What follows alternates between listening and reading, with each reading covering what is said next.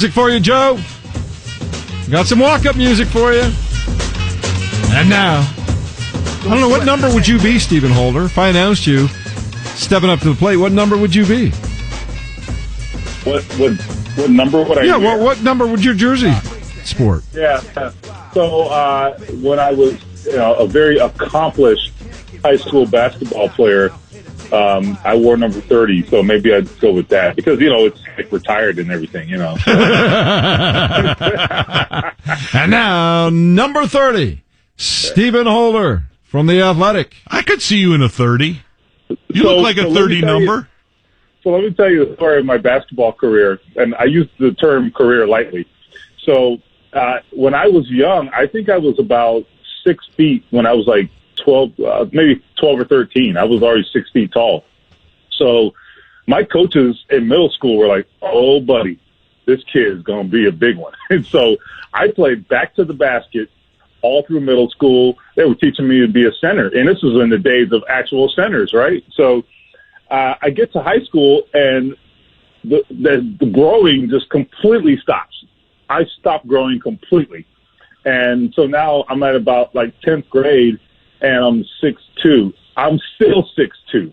Okay, so that goes nowhere. I have no handle. I can't play on the perimeter. You get to high school, a big public high school, and the guys playing in the post are like 6'4", 6'5". I'm like, well, this is not working out very well.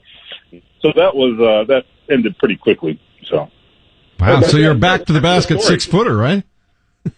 Yeah, I mean, so you can imagine how that went.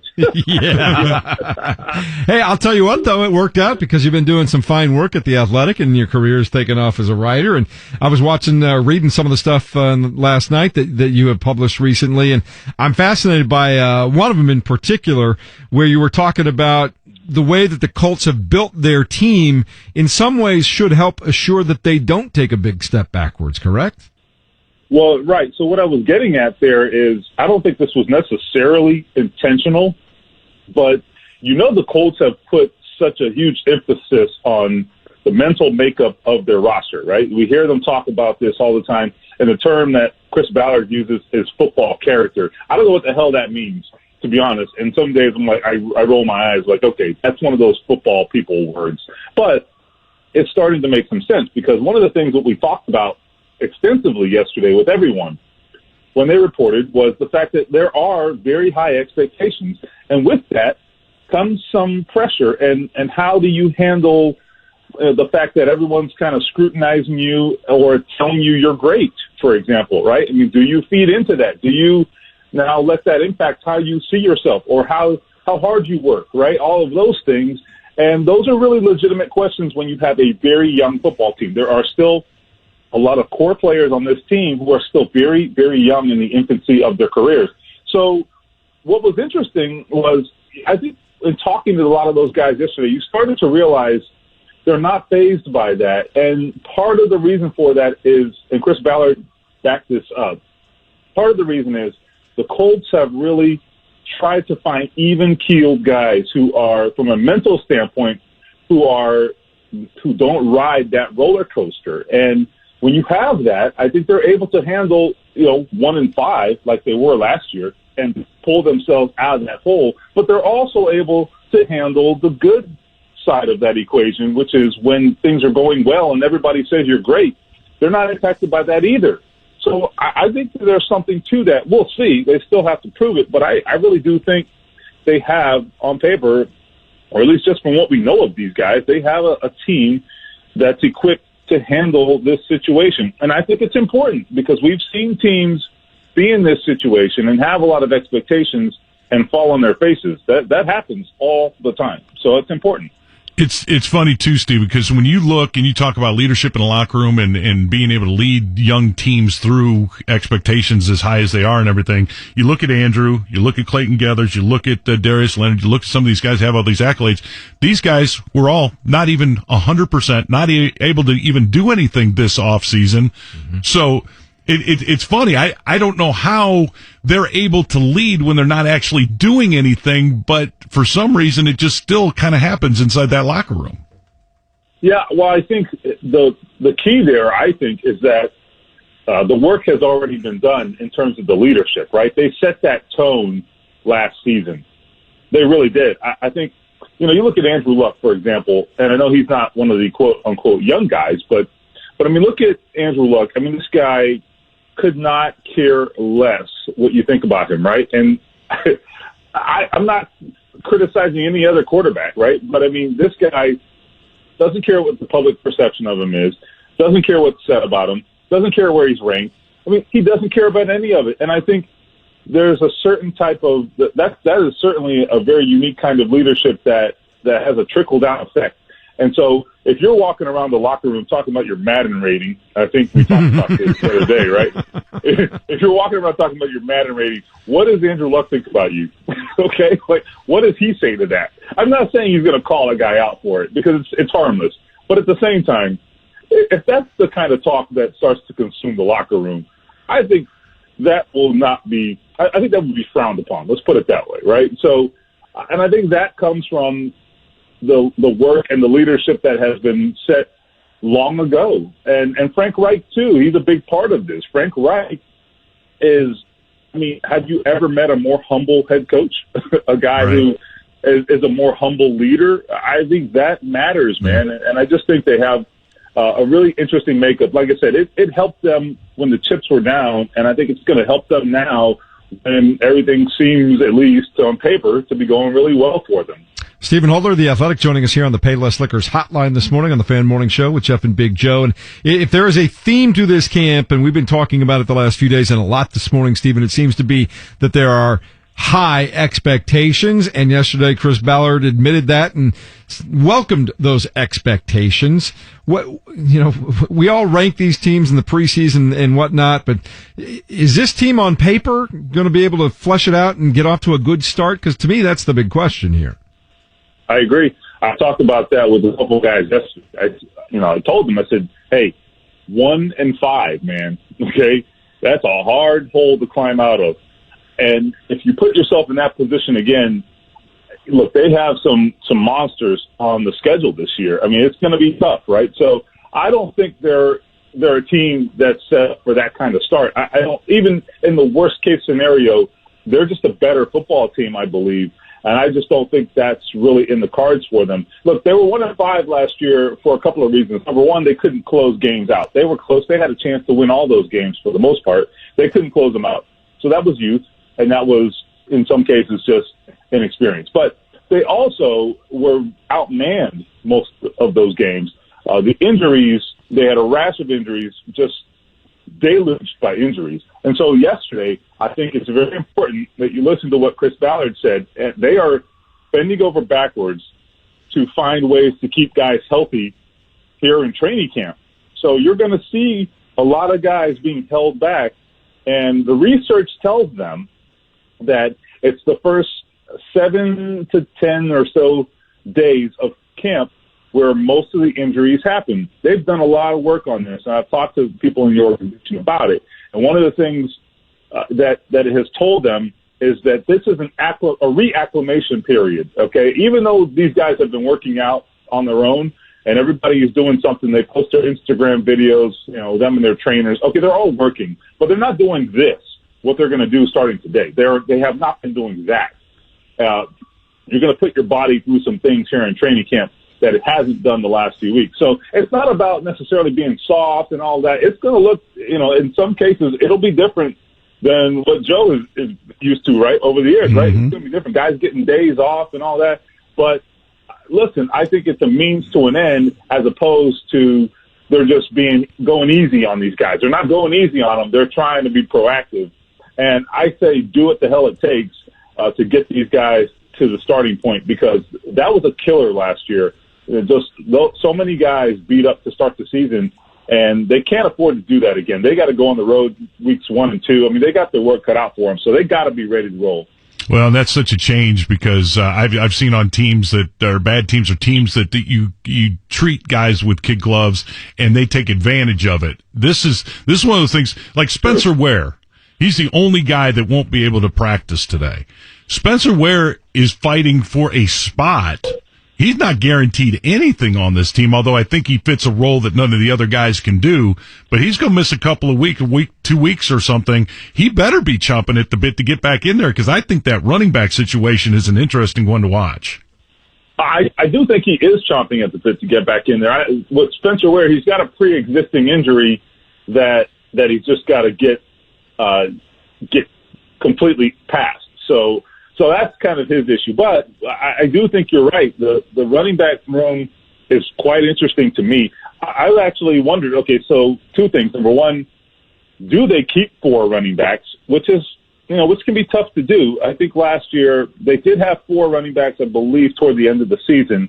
But it is tough to do, especially when you've got when you could go heavy at other positions, right? They like their tight ends. They like their defensive line, right? So there's extra bodies potentially at other spots, and they all have to work together. You only get 53. So the other question at running back for me is Jordan Wilkins versus Spencer Ware. Like, what is that order, right? And who gets the usage as the number 3 guy? I presume the number 3 guy. And then there's another question I should add, which is Nyheim Hines. What is his role going to be? Listen, I know Frank Reich said he didn't anticipate a big change, but you can't tell me that Paris Campbell is all that, which they have said, and that he's going to be a slot guy, and at the same time say that Nyheim Hines is going to have the same role he had last year. That's not possible, because Nyheim Hines was at many times last year the slot receiver, basically. So it's going to be very interesting. It's not a bad thing. It's not a problem necessarily. It's just an interesting dynamic, and we've got to see how it plays out. But look, they like the ball in Nyheim Hines' hands too, so it'll be interesting to see how they get him involved. But it all starts and ends with Marlon Mack, and I'm a Marlon Mack believer. The only criticism with Marlon Mack is he can't have these sort of nicks and pulls and strains. He just can't have it. I mean, he's got to consistently be out there. But it's a tough position, and guys get beat up. It just is what it is. That being said, as I just mentioned, I am a Marlon Mack believer. I think Marlon Mack in the games where they really turned him loose, when he had the hot hand and they turned him loose, I mean, the guy was just tough to bring down. And he showed that physical aspect that we hadn't really seen from him before, but he still has the explosiveness and the ability to run away from you. So, look, I expect a lot of big plays from Marlon Mack this year, and I think the re-emphasis on the blocking schemes up front with this new group of offensive line coaches, I think it's going to help him as well. Stephen, having said all that, how strong would you rank that running back group? I mean, is that a strength of the team? Where are they at there? I think it's good enough. I don't think that, well, let's say this. I think they have other spots on the roster that are much stronger.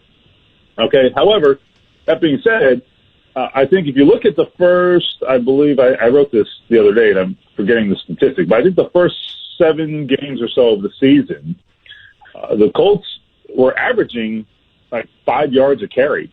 So statistically, they're onto something, right? It was very productive. Now, it dropped off because, there were some games where maybe things didn't work out so well, so the play calling kind of changed, and they were a little uneven, I think, in the running game at times. I mean, they had some huge running games and then some other games where it was kind of non-existent. But so the consistency is a problem.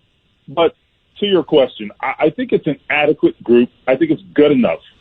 And I think if they can get a little extra oomph from that offensive line, they were a great pass blocking unit last year. Great. Fantastic.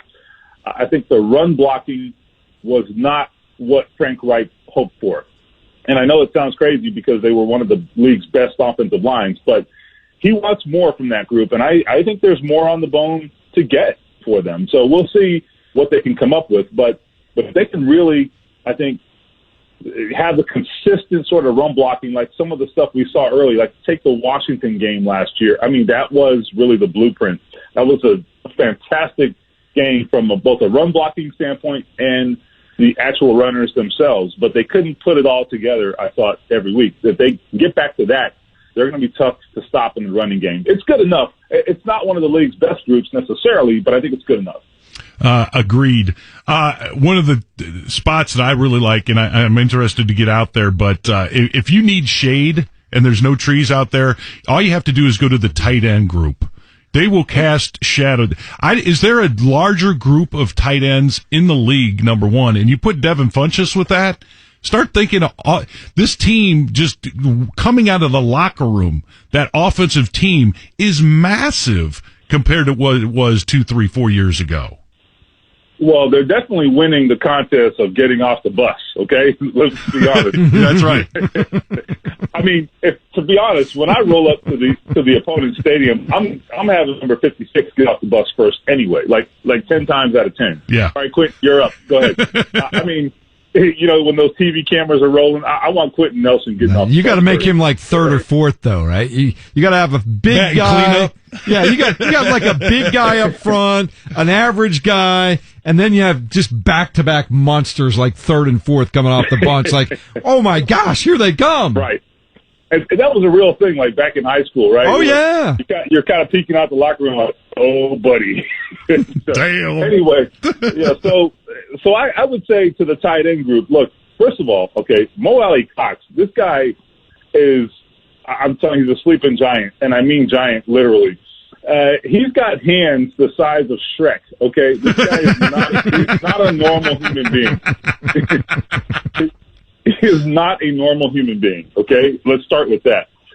But listen, you're right, though. This group, I think there was clearly an emphasis here. The one thing I would say about the way they're building this team is there are no secrets. It's very obvious what they're going for. And this year, one of the emphasis, and even last year with adding Ebron, one of the emphasis was to get some size and to really cash in down in the red zone. Look at the Jacksonville game on the road last year. What happened in that game? How many times did they have opportunities in that game to cash in and were unable to, right? I mean, inside, goal to go, I think, a couple of times and came away with nothing in that game. That cannot happen. Well, it shouldn't happen as much this year. There's no question about it. You've got now, in addition to Ebron, who was obviously the first option down there last season. Well, now that's no longer the case. Number one, Jack Doyle is back, and Jack Doyle can run the fade as well as anybody.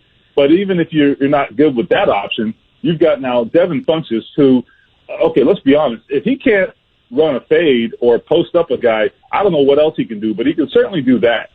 And then you've got certainly Eric Ebron back in the fold, and Mo Alley Cox hopefully being more healthy and just a smarter and more developed football player. So he's available to them.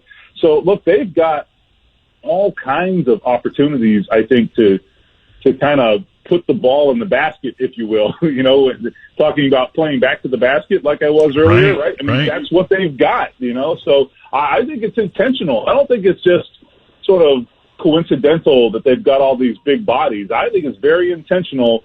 And there are no accidents, okay, the way they're building the roster. There are some things there that they did very intentionally. The other thing I would say, Frank Reich has had a big hand in these offensive acquisitions, like Eric Ebron. He was driving the bus for Eric Ebron last year. Well, Frank Reich was right, okay? And so if he's had a lot of influence over the more recent moves, and we know that he has, including like Paris Campbell, certainly Devin Funchess, he's had a hand in these moves. And Frank Reich has been on the money in terms of projecting how to use guys. So I think that's a very good sign if you're a Colts fan, because Frank Reich is on to something. Stephen, always good to talk to you. We will see you very soon up there at Colts camp, and we'll keep talking about this as we go. All right, guys, looking forward to it. There he is, your 6 foot back-to-back center, Stephen Holder from The Athletic. And Ross